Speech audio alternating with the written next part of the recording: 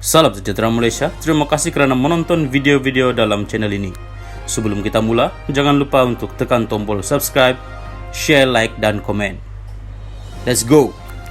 Sejahtera dan selamat petang kepada semua pendengar. Berita kali ini dipetik dari Sinar Harian bertajuk Najib keluarga bercuti di atas kapal layar atas jemputan Putra Raja. Berita penuh, Mahkamah Tinggi di sini pada Isnin diberitahu bahawa Datuk Seri Najib Tun Razak dan ahli keluarganya telah bercuti atas kapal layar ke selatan Perancis, perairan Greek di Itali sejak 2009 hingga 2013 atas jemputan Putra Kuwait, Putra Saudi dan Putra Abu Dhabi. Bekas pegawai khas kepada Najib, Datuk Wan Ahmad Shihab Wan Ismail, 48 berkata, setiap maklumat berkaitan destinasi percutian itu dimaklumkan kepadanya oleh ahli perniagaan dalam buruan Lotek Jo atau Jolo. Saksi pendakwaan ke-16 itu berkata, pada Ogos 2009, beliau telah dihubungi oleh Jolo dan memaklumkan bahawa Najib sekeluarga akan bercuti di selatan Perancis atas jemputan seorang putra Kuwait dan seorang sahabatnya bernama Sheikh Hamid di atas kapal layar milik mereka iaitu RM Elegance. Wan Ahmad Shihab berkata, Jolo juga telah memberikannya nombor telefon seorang lelaki bernama Mr. Sahleh untuk membuat persiapan percutian itu. Beliau kemudian mengesahkan perkara tersebut dengan Najib sebelum menghubungi Mr. Sahleh untuk memberikan maklumat rombongan percutian tersebut, termasuk senarai nama keahlian rombongan, tempo percutian dan segala keperluan yang diperlukan di sana. Percutian tersebut turut disertai oleh Datin Sri Rosma Mansur, anak-anak beliau iaitu Nur Ashman, Noryana Najwa dan Riza Shahriz Abdul Aziz. Selain itu, terdapat juga kawan-kawan Najib termasuk Tan Sri Bustari Yusof dan seorang anaknya. Jumlah keseluruhan peserta rombongan percutian tersebut adalah lebih kurang 20 orang, termasuk pegawai pengiring serta pembantu rumah, katanya ketika membacakan pernyataan saksinya semasa pemeriksaan utama oleh Timbalan Pendakwa Raya Ahmad Akram Garib.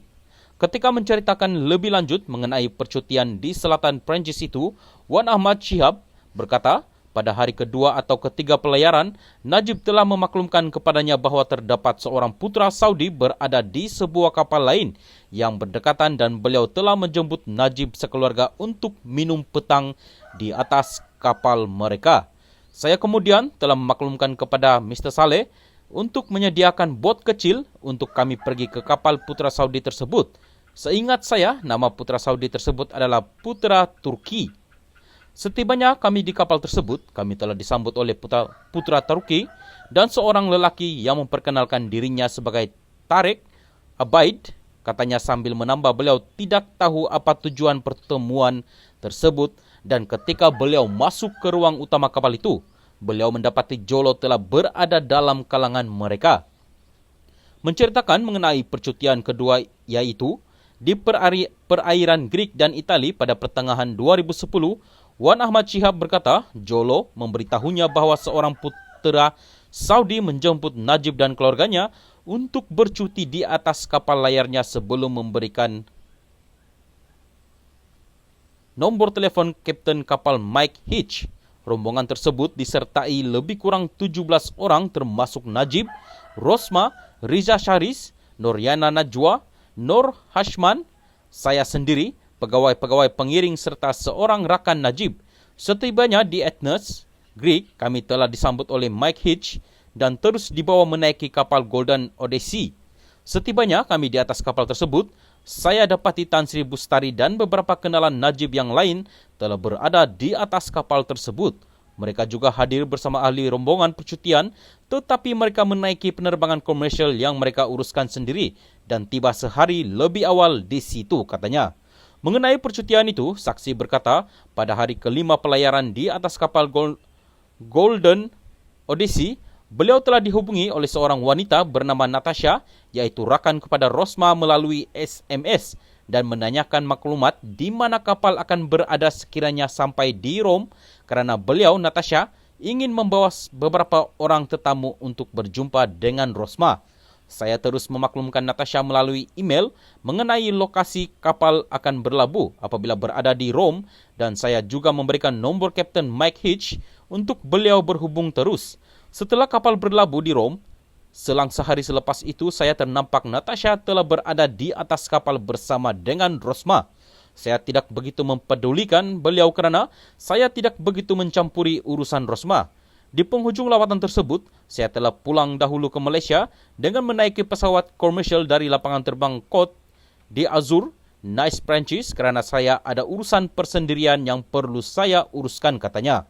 Mengenai percutian pada 2013, Wan Ahmad Shihab berkata, Najib sekeluarga telah dijemput untuk bercuti di selatan Perancis di atas kapal layar Topaz milik Sheikh Mansour, seorang putra dari Abu Dhabi yang turut kelihatan adalah Mohammed Badwi Al-Hussein, iaitu pengarah syarikat Abar Investment PJS bersama Robert Baker, seorang jurulatih golf profesional. Wan Ahmad Shihab berkata, pada malam itu seorang yang dikenali sebagai Robert Shepherd memaklumkan bahawa beliau sedang bersiap menyambut Riza Aziz untuk datang ke kapal Topaz, dan semasa Riza Aziz tiba di kapal Topaz, beliau mendapati Jolo dan Joe McFarlane, produser filem Wolf of Wall Street, turut serta bersama dengan Riza Aziz. Saya tidak tahu apa tujuan Jolo dan Joy McFarlane hadir bersama, tetapi saya menganggap mereka hadir untuk bersama-sama menikmati percutian tersebut. Sepanjang Jolo dan Joy McFarlane berada di atas kapal tersebut, saya nampak hampir setiap masa mereka sentiasa bersama dan kedengaran perbualan mereka banyak tertumpu berkaitan pembikinan filem untuk Hollywood, katanya. Wan Ahmad Shihab berkata, tiada sebarang pembayaran penginapan dikenakan terhadap ketiga-tiga percutian itu kerana Najib dan keluarganya bercuti atas jemputan. Najib 68 berdepan 4 pertuduhan, iaitu menggunakan kedudukan beliau untuk memperoleh suapan berjumlah RM2.3 bilion dana 1MDB dan 21 pertuduhan pengubahan wang haram membabitkan jumlah yang sama. Perbicaraan di hadapan Hakim Datuk Colin Lawrence Square bersambung Selasa.